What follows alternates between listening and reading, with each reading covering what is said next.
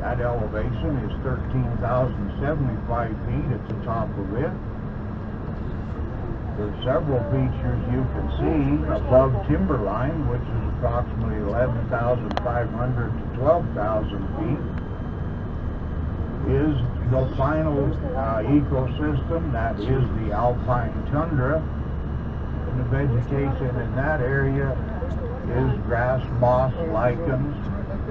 There are some shrubs that can grow at that elevation, but they are very stunted. Silver. Oh. Looks silver. Yeah, I've been there too.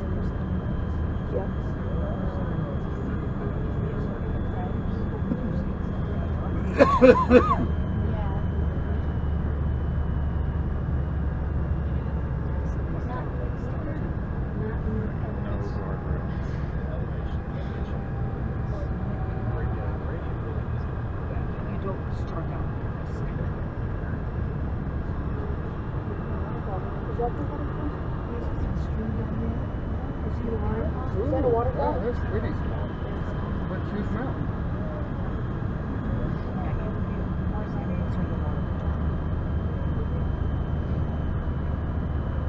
I do not lose. Yes, sir.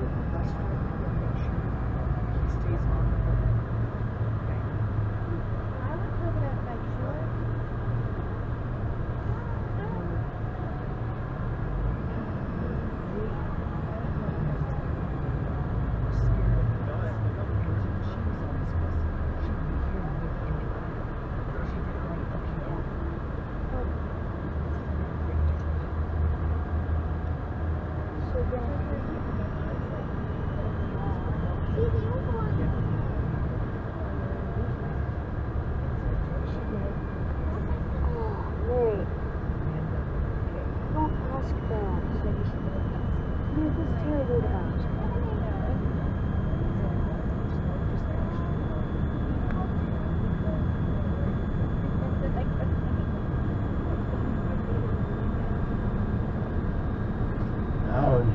Look down on this lower portion, there are places to the right that you can see portions of that old Line Creek Road as it comes up through the canyon then. We'll see it one more time at the very bottom. And we'll be able to see some of that other old stagecoach road as it started out of Line Creek up over Mullis Pass.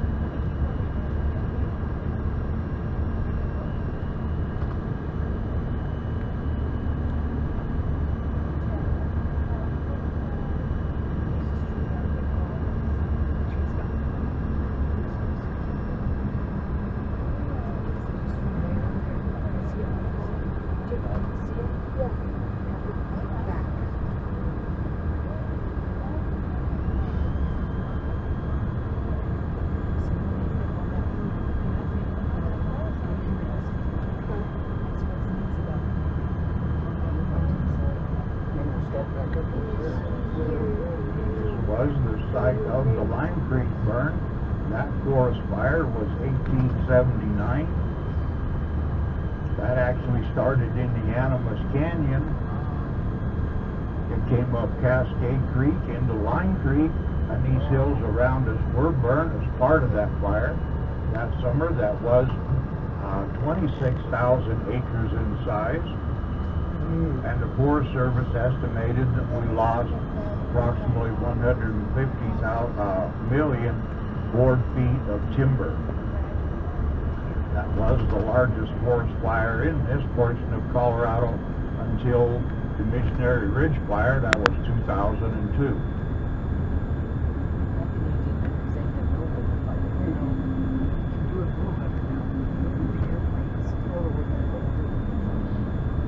That's also another reason that it was so hard to establish those early roads up here, was all of that dead timber lying down on these hillsides made it impossible enough to get a saddle horse through, let alone a stagecoach and a wagon.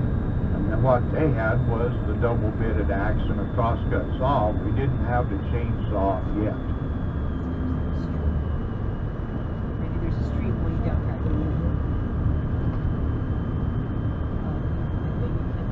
This was also a reforestation project by the Forest Service. Clear that water up here. Numerous private organizations, including women's clubs and gardening clubs, replanting, reestablishing the forest up here.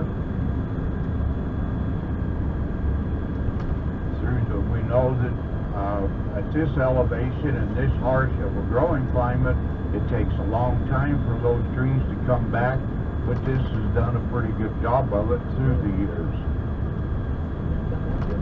Now, if you look across the canyon, you can see that early stagecoach road as it comes out of Line Creek now, starting up over Mullis Pass. That's the old.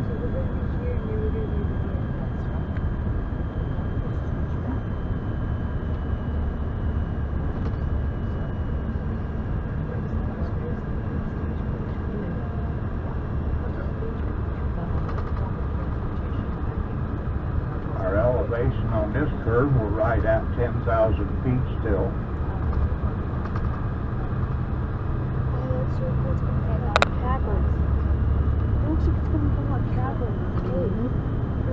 Built the cave right there. Really?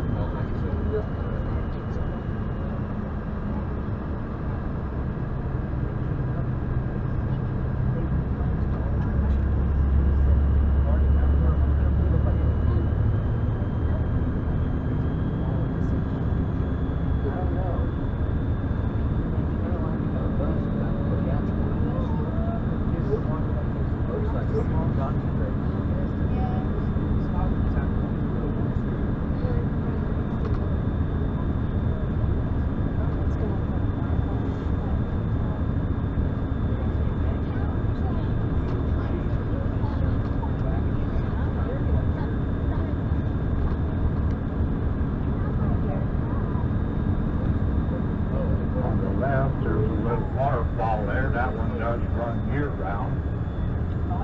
Where's the water?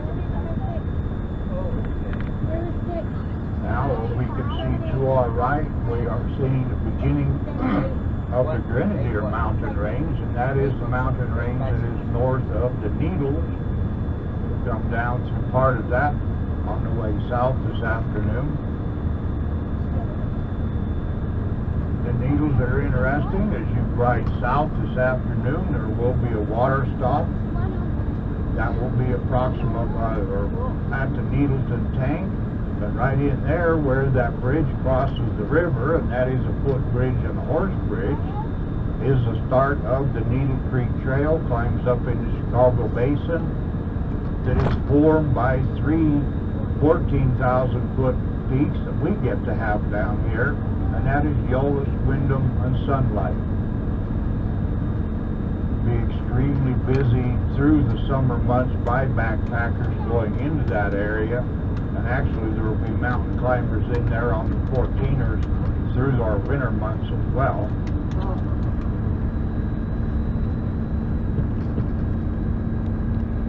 Those mountains are also the home of Bighorn Sheep mountain goat. And it was in 2001 and 2002, Colorado Parks and Wildlife had gone to Georgetown, captured live bighorn sheep in that area. Mills in this country, some of those mills, or one of them is still standing. That is the Mayflower Mill, and it is used as a guided tour now. You get up to the mill. It's several miles north of Silverton, and you'll see it as that large galvanized steel structure. And that was actually one of our later mills that was a flotation mill.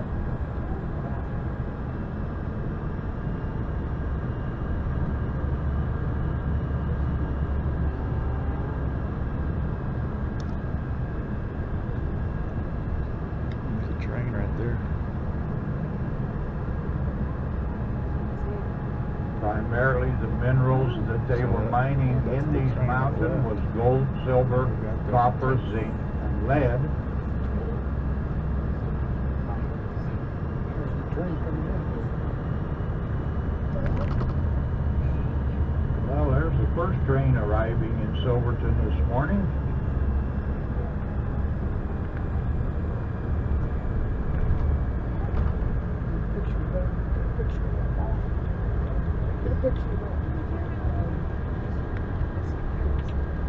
Hey, look at the little car behind it. Golf cart.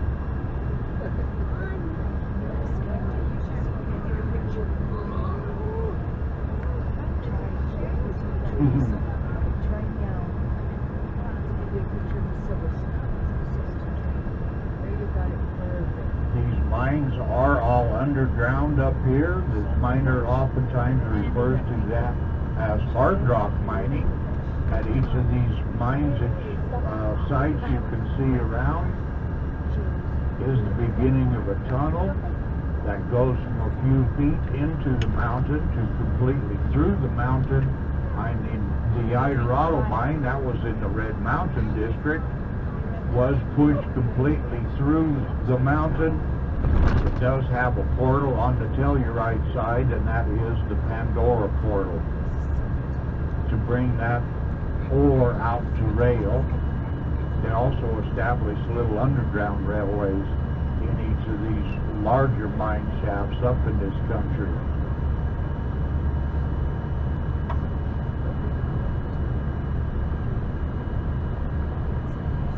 And it's right about this level that as you look at Anvil Mountain, directly above Silverton, in that grove of trees is the Christ of the Mines monument that was placed there in 1958.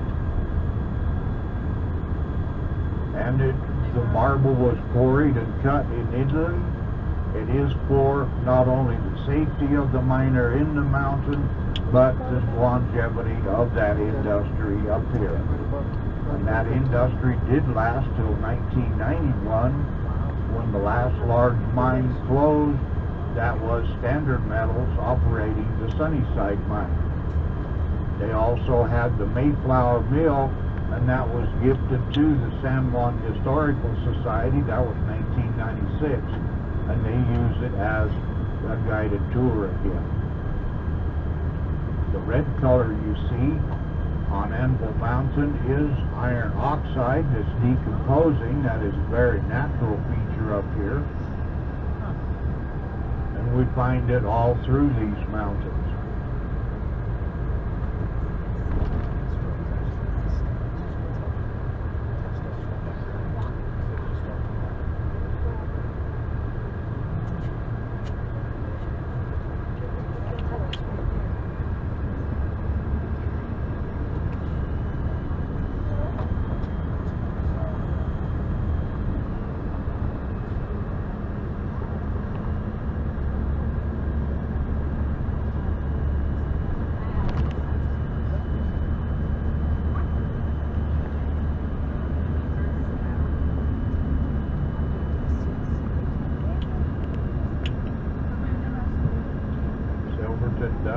its roots in the mining industry. Originally, this was Baker's Park, named after that Charles Baker, and was Baker's Bridge also. That's down by Rockwood. By 1874, it was renamed Silverton, and in 1876, then it was incorporated. And that was the same year that Colorado became our 38th state, or the Centennial State. It's still a year-round community. School district up here, K through 12, has 65 students. There were 5 graduations this last year, plus some law enforcement, some medical, and the other amenities, churches that we have in all of our small communities. It is now a historic district, but it is year-round. It's got about 400 residents that live year-round up here. That pretty much doubles in the summertime. They use it for not only the Colorado Avalanche Information Service that keeps a really good handle on the avalanche danger of traveling in our backcountry, but also avalanche training during the winter months for those people that are involved in the avalanche rescue line of work. All the miners work, died and work. They'll do several of those training sessions through the winter months up here. It's on how people that work when they have died. All their money. All of the shops and restaurants are open now. There's a number of nice places to eat. Matty and Mark, Brown Bear Cafe, Grand Imperial, Natalia's, the Ben Elbow, the Pickle Barrel. What's Oregon? It's very artistic. See, it's all carved. Sugar Rock. Yeah, see that.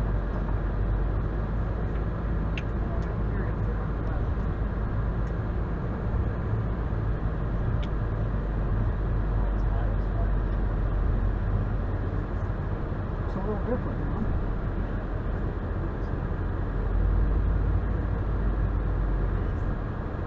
There's the train.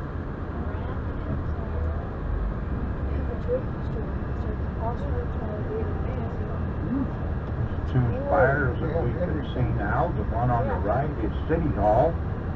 The yellow one on the left is the courthouse, and right next door to the courthouse is the museum to the mining industry. It's an excellent little museum.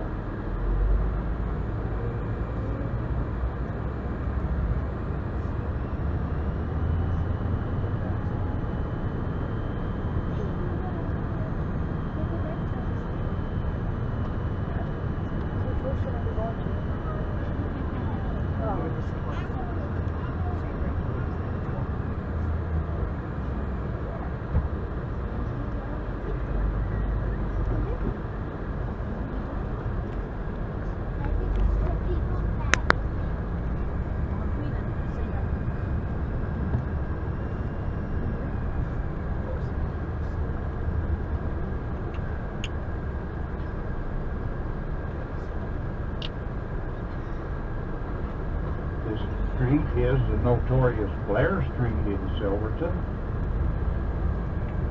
This during the day of the mining industry, there were up to 5,000 men in these mountains, and this was year-round in our mining industry. This is the home of about 32 saloons and gambling halls through the years. There's been 3 jails in Silverton. The little one on the left does date back to 1883. There's another important building in that next block on the right. That is public restrooms and an information booth. Oh, wow. The departure time is on the bottom of your ticket. Your train will be backed in a minimum of 1/2 an hour before departure time, and you can load any time. 10 minutes prior to departure, the engineer will blow 4 long blasts on the whistle, and that is final boarding call. And we do load right in the middle of the street up here.